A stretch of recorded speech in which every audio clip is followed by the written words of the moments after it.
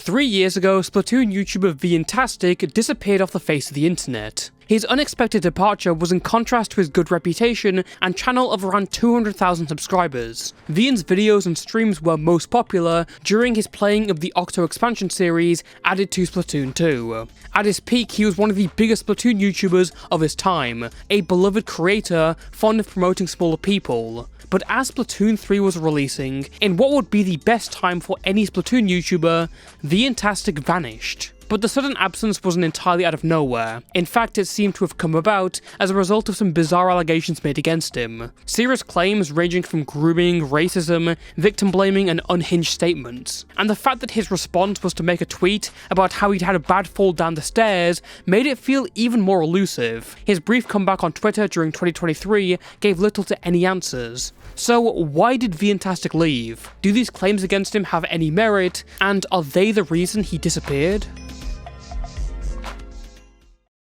Born on February 20th, 1989, Viantastic, or Viantreston, lived in Ontario, Canada. Before doing YouTube, he was online under the name of Secret Solar Soul on DeviantArt in 2009. Though it's small, this DeviantArt has a few solid art pieces inside, showing Vian's affinity to online art. His account also linked to YouTube videos on the channel Vian Rocks, which had some speed paints and animations. His journey on the internet seemed to be set in stone at this point as an artist posting stuff as a hobby. As for his real life, the trajectory of it seemed to root itself in normality. He'd worked odd jobs such as being a cleaner or working at a party store. He'd even gone to college for programming, but over time he came to dislike it and eventually dropped it, instead going into work for finance. In 2015, Vian would begin uploading to his new channel named Viantastic, focusing on content around the newly released Splatoon. His focus was entirely on that game, as he'd been fairly enthralled by it since first playing. Over time, his short videos would start to gain views, whether it be tutorials, tips and tricks, gameplay commentary, funny moments compilations, soundtrack uploads, or just little memes he would make. Though he would make a name for himself quickly, gaining around 25,000 subscribers, he wasn't really at the point he's known for. But it was only a matter of time, as when the sequel Splatoon 2 released and began to get more popular, so did Vian's videos. By 2017, he was making enough that he decided to quit his job and work on YouTube full time. Pretty risky, considering he hadn't even hit the 100k mark, but it paid off. If there was a singular moment that would change his career,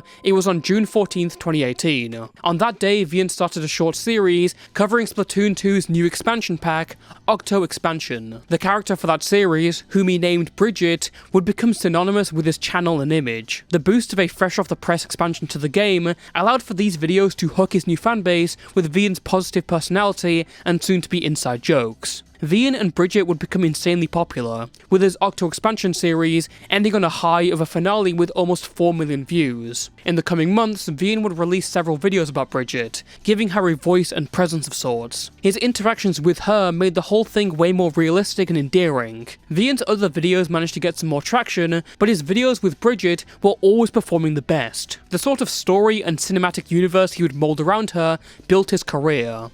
Yeah, okay. After seeing that retweet earlier, apparently Bridget has a little bit of an influence on you guys. So we're going to be making a... No, we're going to be doing a Q&A today. All right? What are you wearing?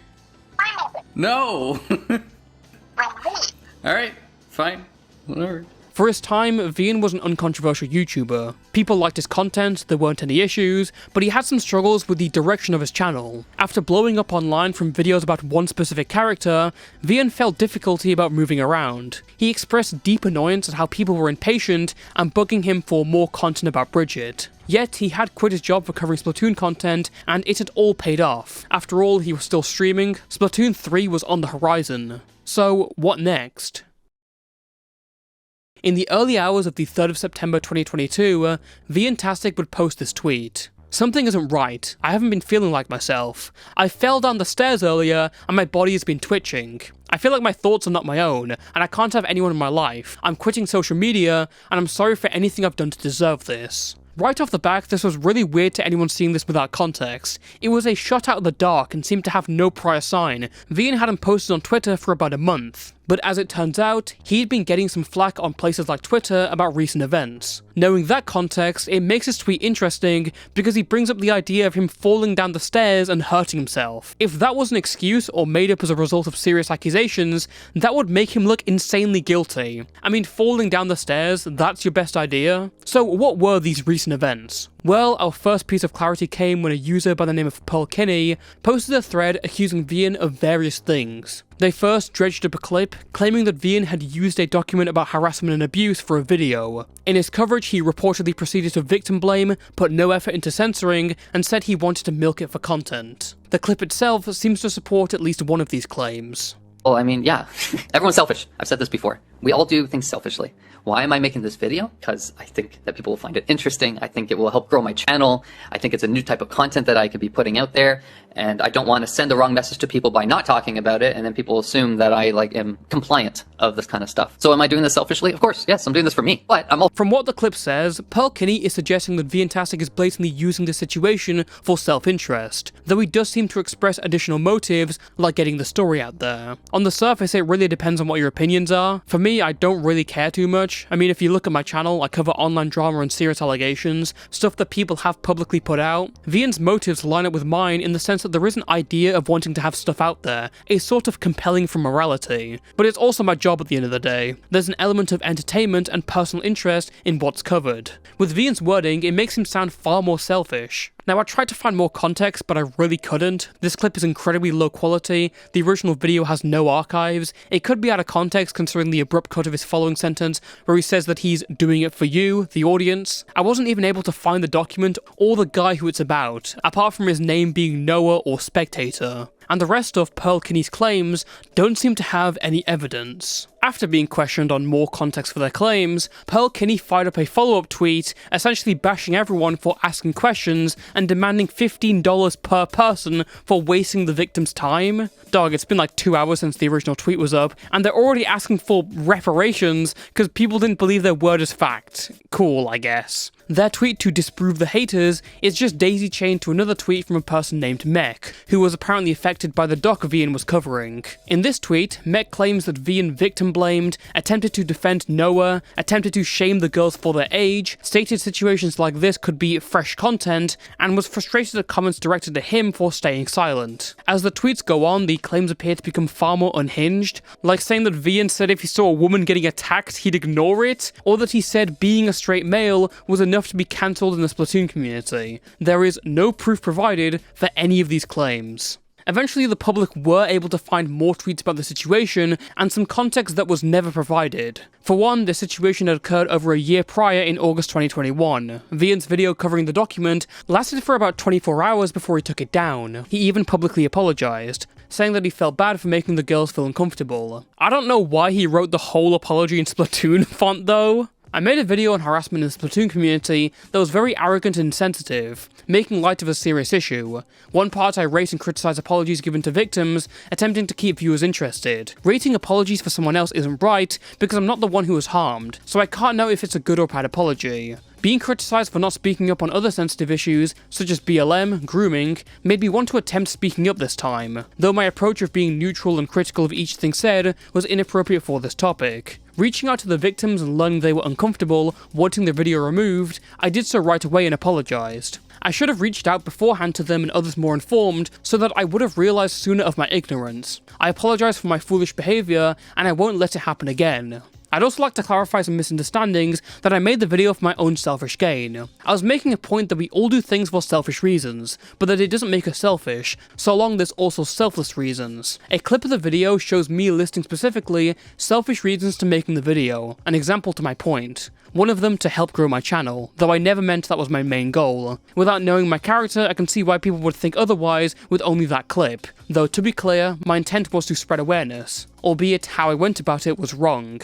My previous tweet was made just realising what I'd done, but had every intention to step back and understand in detail what I did wrong before making a proper apology. I've always been strongly against harassment of any kind, and going forward I plan to educate myself more. I've already taken this time to look into harassment and woman inequality, and can say I'm learning a lot. While of course this could have all been avoided, I have every intention to do better. From what we can see, this apology does seem to confirm some of the elements of Mech and Pearl-Kinney's claims. Vian himself admits that he'd been insensitive and arrogant, but Vian had apologized over a year earlier. He'd taken accountability for a bad video, said sorry, and quickly taken it down as per the victim's wishes. So why was this now being brought up? Well, as far as I can see, Pearl-Kinney and Mech felt this apology was inadequate and insincere, not representative of how far he had gone. They felt he downplayed what he said, and it came to a point where they'd had enough. The issue here is that we just don't know if that's a reasonable thing to say. Without a full archive of the video, we have no idea if all of Mech's claims are true or false. The only clip we have was taken out of context, per Vian's words.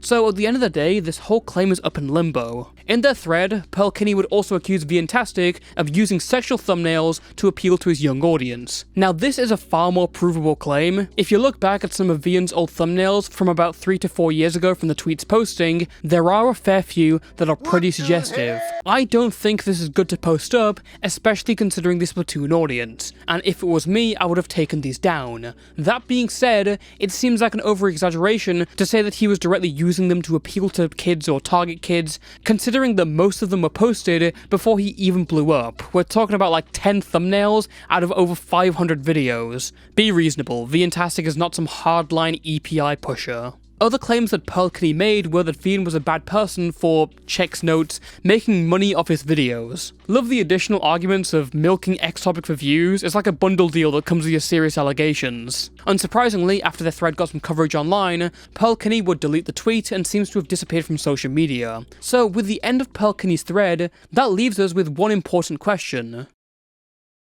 Many people have since claimed that Viantastic is a groomer. So where does that claim come from? Even Pearl-Kinney themselves clarified they were not calling Vian a groomer. So who was? Well, from what I can discern, these claims of grooming just sprung out from random online discourse. You ask people where it came from, and they just tell you they heard it from someone else. They seem to be nothing more than unsupported rumors. Alongside saying he was a groomer, there's claims he was a racist and that he let minors draw NSFW. Again, claims that have no evidence or supporting proof behind them. To this day, I've been unable to find any proof that alludes to any part of these claims or any kind of detail. There are allusions to stuff related to an old Discord server or an old controversy during 2020, but nothing specific and no screenshots at all. The best story I could find, and I'm not kidding on this one, is that someone said they met an 11-year-old at a summer camp a few years ago, and this person said they were in a relationship with him. Yes, I'm not fucking kidding, this is the level of proof we're at. There were also accusations that he had let people make Rule 34 art of his character Bridget, despite her being a minor. This is another totally unproven claim. I've heard he gave people permission to make NSFW of another of his OCs named Envy, but that one was clearly an adult. There's another one where he apparently mentioned there was an NSFW Bridget fanfic, and that he didn't do anything despite Bridget being a minor. The question I have is, what could he do? Even if he didn't want it out there, you can't really take it down. You can't send your fans out to flag it because you'd be exposing them to NSFW material. You also can't pursue a copyright route because Bridget, although she is his OC, is still a part of Nintendo's work and would probably fall under their copyright. Claiming copyright to a Nintendo product would probably get you in some serious trouble. So the claim that Vian let it happen seems to stem from the idea that he could have done anything, which doesn't seem probable. On the topic of NSFW, Vian's mentions of it to his audience only seem to make allusions or just entirely distract from the subject. NSFW folder? What does that mean? I'm baby. NSFW. New Switch? Nice. New Switch for woman. Did you get a new Switch, Sora? I'm so proud. So excited. So proud. Yeah. That's not safe for work, Viantastic. Curvy shots? No, I know. You're talking about something else. I have no clue. I mean, NSFW probably stands for New Switch for weeaboos. However, it's worth noting he wasn't a stranger to making weird jokes around the subject. For example, in some of his old stream clips from 2018, he can be heard talking about foreplay in a jokey context. It's a love battle. It's just a little bit of foreplay. Oh god. I am sorry. This leads me to talk about another criticism he came under. that being his weird comments and self-shipping himself with Marina, one of the characters from Splatoon. This was even a claim that Pelkany themselves actually reiterated at some point. However, Marina is around 18 to 23 in the Splatoon games, whilst Vian would have been around his early 30s. Again, even if some of the comments were pretty weird, Go back to the basement where I should have kept you. Hey Marina, you want to go on a date? Come on, are we doing this? Ranked, obviously. I need to train. Quiet? With you? I don't really think it's a huge deal. Unless you are shipping yourself or romanticizing a character that is very clearly a minor, I think making an issue about it and saying the age gap is predatory is just dumb. We're talking about predatory age gaps with a fictional character of age, and we don't even know if the self-shipping is a real thing. If he's actually obsessing over her and getting like Marina body pillows, I would get it. But that didn't happen, and for all we know, it literally could have just been a running joke. Unless his maybe or maybe not real obsession with Marina extended to his real life, I see no reason to really bring it up, other than to make a joke at his expense. It's worth noting that apparently the claims of him being a racist or a groomer or letting kids draw NSFW allegedly originated from a toxic community of shippers of Marina with another Splatoon character named Pearl, and they were not happy with his comments, hence why they made all these claims. The most substantive piece of evidence against Viantastic would come out only a few days after his controversy had begun. On the 17th of March 2019, Vian was streaming the Splatoon 2 Wizards vs Knights event, and cycling playing with his viewers. At around the 1 hour 44 minute mark, 3 teammates would join, Octa YT, Techie, and Milk. In this stream, Vian would say this. Who do we got? Mulik and Octa. Oh, nice. Ah, yes, I would have Octa. That makes sense. You and Techie are like peanut butter and jelly. Yeah. I don't know what I meant by that. You're both delicious in a when sandwiched into bread. That doesn't sound any better, but you know, we'll take it. Obviously, it's pretty weird to say something like that, especially when Octa was around 13, whilst Vian was in his late 20s. In follow-up DMs, Octa would say that Vian never apologised for this, and messages from the live chat show that Octa expressed she was uncomfortable with what he said. This was by far the most supported piece of evidence against Viantastic, and when you ask someone to give a specific example of what they don't like about Vian, they'll either bring up the video or this. Now there are a few issues I have here. For one, an obvious thing, considering the ages are so weird, I have to question whether Vian even knew how old Octa was. However, I think it's reasonable to presume such a thing though, as this is the Splatoon community after all. This guy knows his audience. Furthermore, the comment itself, whilst being weird, is pretty awkward. Again, this was broadcast live, so no takesies backsies when you make a mistake. And it seems even he realised that as he was trying to play it off. That doesn't sound any better, but you know, we'll take it. And oh, is that Milk? Milk! Oh my god, I wrote Mulik. Who's Mulik? Milk! He also seems to have silently acknowledged Octa's discomfort. When Octa asked him to stop, he never made another joke about her in that regard on the stream. Okay, alright. Let's put that language there, Octa. Come on now. I'm gonna get demonetized, man. Oh, indeed. Yeah, there we go. Octa, that's family-friendly content I need. And in fact, after their game, Octa sends a chat message saying their game was amazing, thanking Vian for playing. With this message, is it not reasonable to think that Vian already believed any issue was resolved? How could he apologize for something that he didn't know was an issue for someone else? If it was just that message of Octa saying she was uncomfortable, I would understand the annoyance more. But this second message by Octa seems to alter things. To be clear, I don't want to entirely excuse Vian here because he made a pretty dodgy comment and analogy, but it seems to have been a joke of some sorts gone terribly wrong. And again, after Octa expressed she did not like these comments being made, Vian didn't repeat it and seemed to be fine. Even apart from expressing her discomfort in public chat, we don't know if Octa even asked for an apology from Vian privately. So whilst I do think that what he said was strange, I think the expectations put on him for this situation have been unfair. Now, as it turns out, there was a case where Viantastic did say something weird towards a minor, and said minor demanded an apology, but the issue is that this minor is not exactly the best. During 2017 and 2018, Viantastic would promote another Splatoon YouTuber known as Octa Roka. Now, if you've watched my channel for a long time, you might recognize him as a Splatoon YouTuber who I covered and basically ran off. Fire Roka is a freak, with an affinity for beaches and an attachment to children. Or in other words, he dated an 11-year-old at the age of 17, then lied saying that she faked her age and threatened to dox her. This guy is a depraved pedo, and there is no shame in saying that, no doubt or faltering in my mind. However, Fire Roka was also the subject of a strange tweet made by Viantastic towards him when he was 15 and Vian was 27, saying, "My boobies bounce the most." Fire Roka would confront him in 2021 in DMs about this. "Hi Vian, please delete the post of you sexualizing my me when I was 15 in 2017. It is still public to this day. Also, apologize for what you said to me, because you're literally 13 years older than me and decided it was okay to say that in public. I've already called you out on my stream today. Please respond to this important message as soon as possible.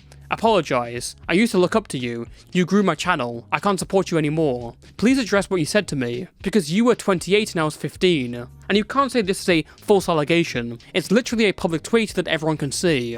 Not only is this a weird joke that he made, and something he was confronted on by Fire Roka and seemingly ignored, Vian silently deleted this tweet following the situation. To me, silent removals are a really clear indication for guilt. Either this was part of some mass purge of tweets, or entirely deliberate to obscure information. This could be the most malicious action that he's done to anyone he's affected in the situation. After a few days, the wave of hate against Viantastic would pretty much disappear. It wasn't some sort of Fire Roka involvement effect, people just kinda said mission accomplished, because Viantastic really had abandoned everything. It's to the point that even today, his fanbase doesn't have a clear idea of what really happened. A month later, Vian would come back with a few follow-up tweets, including jokes about his stairfall, but there was still some ever-present backlash. He would return and leave numerous times, including his activity in 2023, where he was fairly friendly towards others. Yet, no response or acknowledgement of any of these claims. I even tried to email him, but his email isn't working anymore. To this day, Viantastic is still viewed in the Splatoon community as a mixed figure. Those who weren't aware await his return, whilst those who were have forever condemned him as a freak. As far as I see, the label of groomer or pedophile is entirely false and unproven. There is no indication that he was ever trying to get into a relationship with any minors. Vian has been thrown under some claims that are in some cases literally just hearsay. However, he has made some weird comments, and he may have tried to cover his ass. Whilst I don't think there's any interest in children, I do think there's some things he should have acknowledged, at least from what I know. If he did grossly downplay what he said in that video, and it lines up with the statements from Mech, that would certainly make him look worse. Vian's career is left in such a strange limbo that it's so hard to discern what to do, but despite what we think, it's unlikely we'll ever get a response. Vian has been gone for almost 2 years now, and if I had to guess, probably has a job in finance again or maybe gone back to programming. My theory is that he probably just left because he didn't want to be doing Splatoon content on YouTube past the age of 35, which kind of lends itself to that fall down the stairs excuse because he's getting old. But why would it be such a sudden void of online presence, such a rushed goodbye? It seems we may never know. Thank you for watching, and until next time, stay safe and stay toasty.